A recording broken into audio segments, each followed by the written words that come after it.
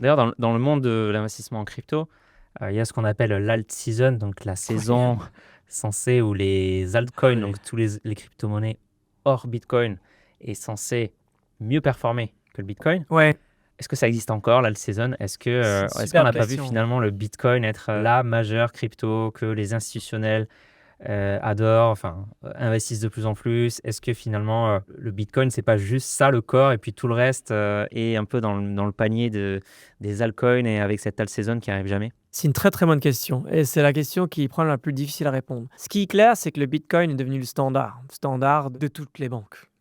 Je veux dire, jusqu'à il y a un moment, tout le monde était contre le Bitcoin. Les hedge funds, Paul Tudor et compagnie, en 2020, ils ont dit ah, ça commence à être cool, ils ont commencé à mettre dans un portefeuille, ainsi de suite. Maintenant, sur ce cycle, on a vu, bref, tous les présidents, que ce soit Trump ou que ce soit Larry Fink et maintenant même Jamie Dimon.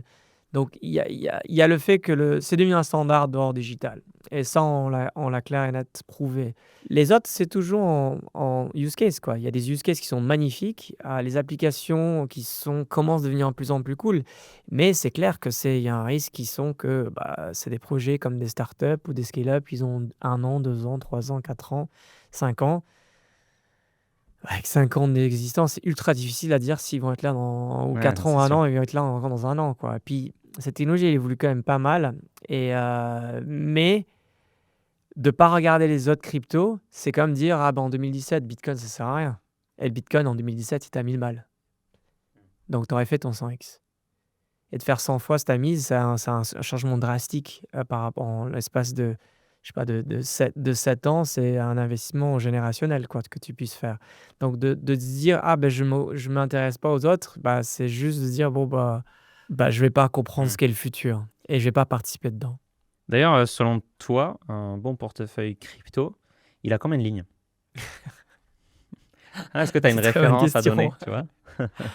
Est-ce qu'un un portefeuille 100% Bitcoin, déjà, c'est un portefeuille intéressant pour toi? Ouais, je pense Ok. complètement, ouais. 100 que du bitcoin et Ouais, rien d'autre? ouais. Ou que crypto, tu parles? Non, 100% Bitcoin.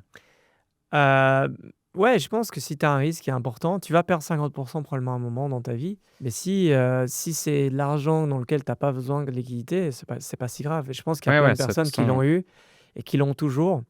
Après voilà, chacun a son risque. Alors, je te propose maintenant quelques questions avec, si possible, des réponses rapides, Ouais. en un mot.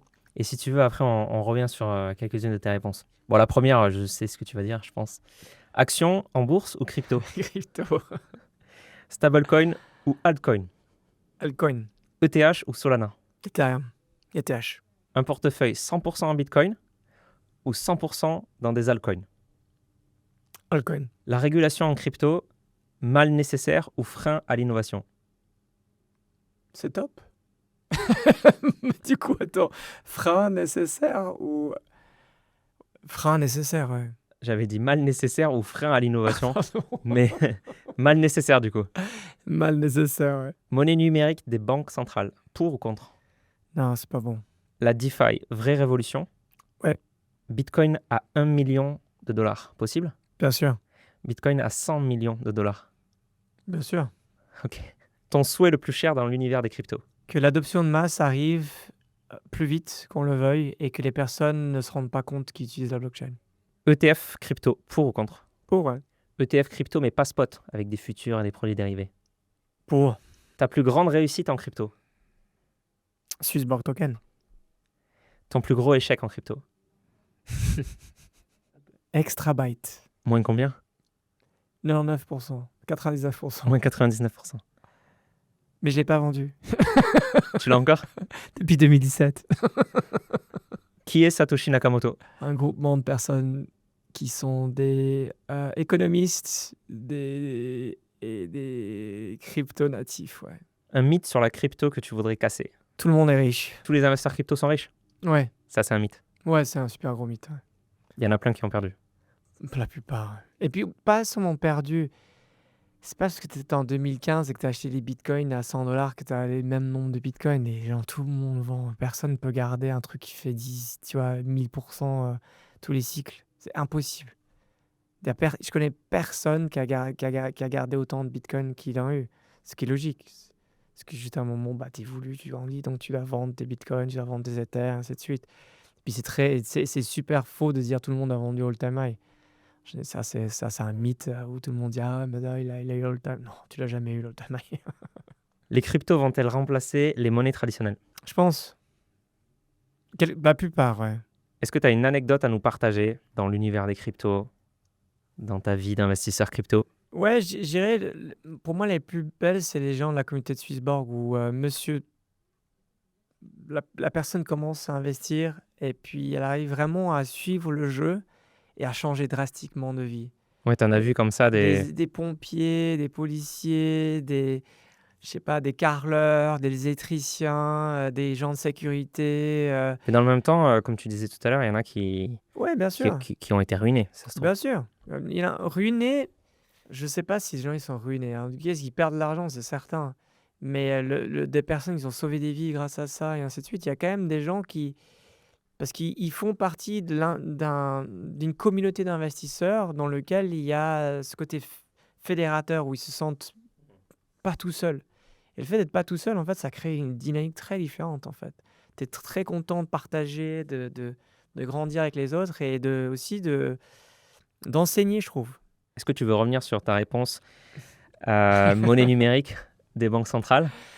Ouais, bah écoute, non, c'est pas cool, je pense. Tu sais, à un moment, tu dois pas tout mettre sur la blockchain et puis celles-là, elles seront pas propres, je pense. Après, bah les Américains, ils sont contre. J'ai l'impression que Christine Lagarde est En pour. Europe, ouais. Les stablecoins qui se passent en moment en Europe, c'est ultra bizarre. Ils veulent vraiment que ce soit protégé et ainsi de suite. Et du coup, tous les euros, ils sont en train de passer. Les stablecoins n'arrivent pas à avancer. Le marché doit être un peu plus libre et puis tu vas laisser qui veut faire le truc, quoi. Après, que ce soit alors oui, pour les taxes, pour l'audit, je dis pas, c'est cool, hein, mais tu as le double tranchant, quoi. Comment tu vois d'ailleurs l'avenir des crypto-monnaies? Comment est-ce que dans 10 ans, où en sera le Bitcoin et les autres cryptos, selon toi? Le Bitcoin sera toujours là. Tous les autres, t'en sais pas. Il y a aucune source qui te dirait Ethereum sera là en 10 ans. On sait rien, Solana et ainsi de suite. Parce qu'il y a pas encore l'internet, la Web3. Et les applications, elles sont naissantes, puis elles changent énormément. Puis il y a ce côté startup, les cycles qui changent, énormément de volatilité, les fondeurs qui ont des exits très rapides. Faut jamais oublier ça, hein. Tu sors un token, au bout d'1 an, 2 ans, potentiellement, tu peux exiter ta boîte, qui dans le monde du startup, ça te prend 10 ans minimum, quoi, ou 5 ans si tu rachetais. Donc tu as plein d'acteurs qui vont évoluer. Le Bitcoin, c'est sûr qu'il va être là, parce qu'on ne touche pas à Abraham. Après les autres, on peut toucher les autres religions. Ce qui est certain, c'est les applications comme Swissborg aujourd'hui, les gens ne réalisent pas, c'est que quand tu traites sur Swissborg, donc quand tu achètes ou tu vends des tokens, nous, aujourd'hui, tous les échanges, la plupart des échanges passent sur les échanges décentralisés qui sont sur Solana, qui sont sur Avalanche, qui sont sur plein de différentes blockchains.